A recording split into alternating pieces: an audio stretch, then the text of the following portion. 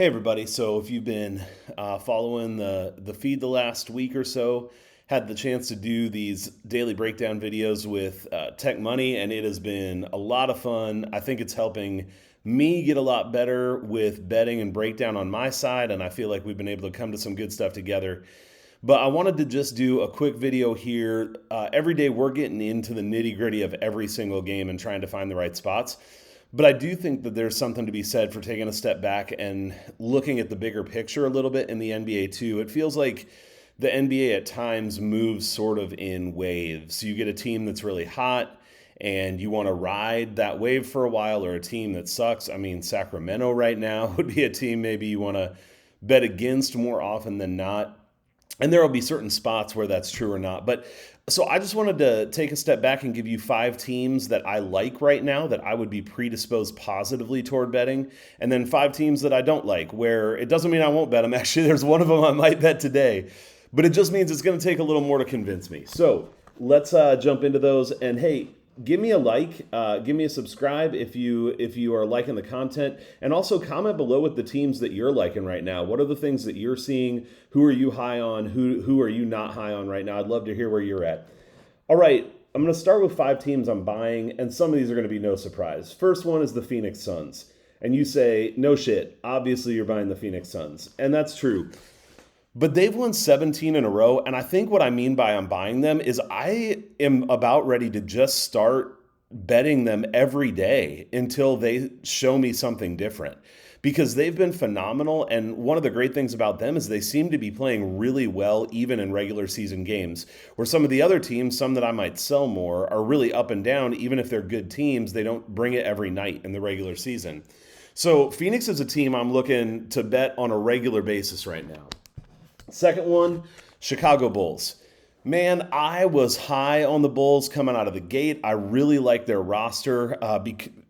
Zach LaVine fan for a while, since the Minnesota days. And so I always want to see him do well and really believe he's got the talent to be continue to be a great player.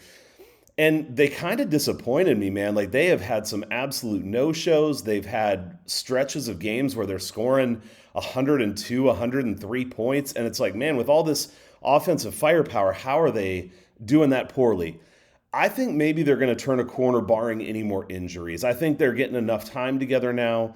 I think they're understanding how all the different pieces work. And so I'm looking for the Bulls to start putting together a solid run here. And they're another team that I'm buying. Third one is the Warriors. Not a lot to say here. I mean, it's amazing how after one game, not that people are jumping off the bandwagon, but people start poking all these holes in what's, the weaknesses of the Warriors because they lost one game to the Phoenix Suns. Just not a big deal in my mind. This is a phenomenal team. They're going to continue to be phenomenal. I put them in that category with Phoenix, where I'm almost just betting them until they prove me wrong, because even against the spread, I haven't bet them every day, but they've been on my radar every day, and it's been right more often than not. So I'm buying the Warriors. Fourth one is the Detroit Pistons. I talk about the Pistons pretty regularly. I may be a bit higher on them as a team that sometimes gets absolutely blown out than others, but I think that there's some talent there that's coming together.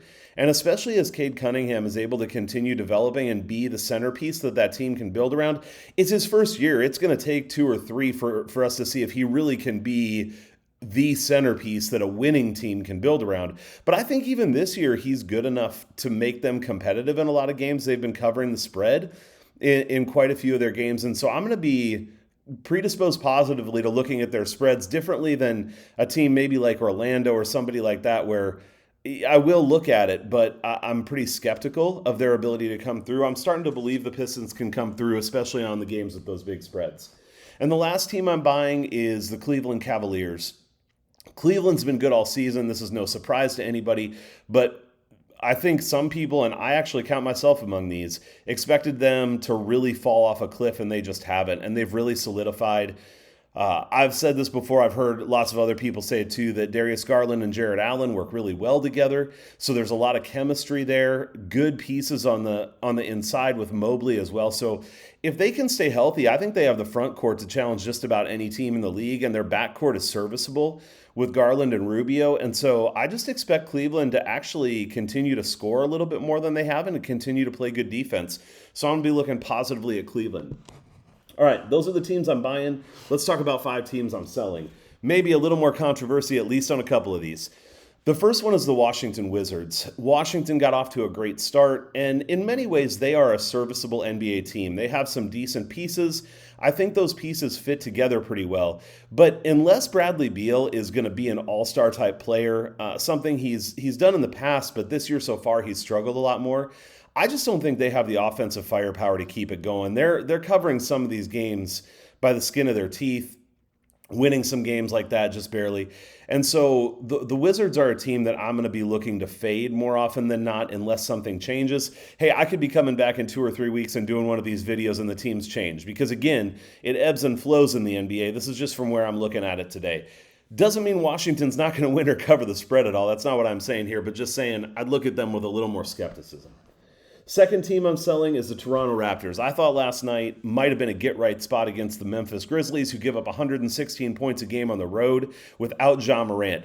If you can't get right offensively in that kind of scenario, I don't think you're going to get right anytime soon, at least not for anything more than a one-off game that's kind of luck. And if you look back at what they've done this year, that's kind of what they've done offensively. Now, if they can get OG Anunoby back at some point, we don't know when they're going to or if they're going to, but if they do, obviously that helps. But for now, man, I am going to be super skeptical of Toronto. I just don't see them doing much of anything, especially at home, outside of like a 1-game sample size here and there. So that's the second team I'm selling. Third team I'm selling is the Clippers. Here's what I think on the Clippers. They've obviously been good, especially with Kawhi.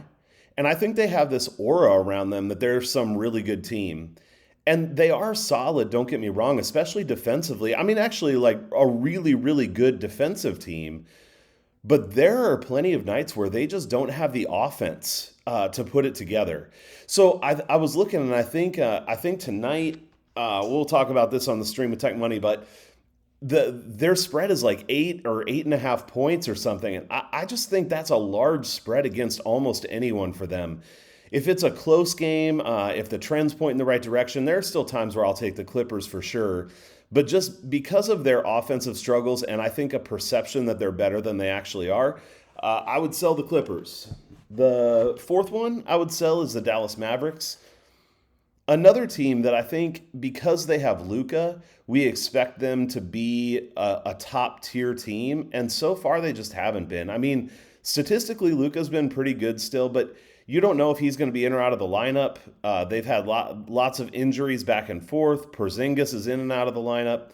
And I just don't see much to like from them on a consistent basis.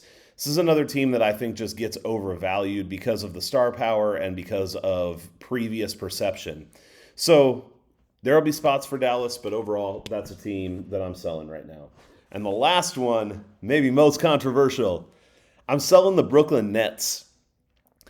Last night is a perfect example to me of what I think of the Brooklyn Nets. I think they are a good team that is going to win the majority of their games, absolutely. They're probably going to be the top team, maybe second team in the East, somewhere right there. So don't get me wrong, I'm not saying they're not good. What I'm saying is right now, most books have them at plus 250 to win the championship, and next best is the Warriors at plus 600. So they're being valued at over twice the value of the Warriors. Now, granted, the Warriors might have some stiffer competition, though with the Heat and the Bucks and stuff, there's going to be some competition for the Nets as well. So I just think this is a team that gets really overrated because they have Durant and they have Harden, and those are two really phenomenal pieces. But right now, Joe Harris is hurt. Patty Mills is playing okay. But I just don't think they're going to be blowing most teams out of the water. They play great defense when they want to. Like last night in the third quarter, they just locked the Knicks down for about 5 minutes, but then they let go of the rope. And I think that's what's going to happen with them. So they let the Knicks get back in a game where they were up by 15, and then they only win it by 2. So there we go. They win the game, but they don't even come close to covering the spread. And I think that is going to be a little bit of a trend with Brooklyn that I'm going to be watching. I think they don't show up with maximum effort every night. And so Brooklyn is the fifth team that I am selling right now in regards to betting trends. Again, comment, let me know what you're thinking about these things. Tell me where I'm wrong. Tell me where you're right. And then check me out on Twitter at NBA Attack with 1A.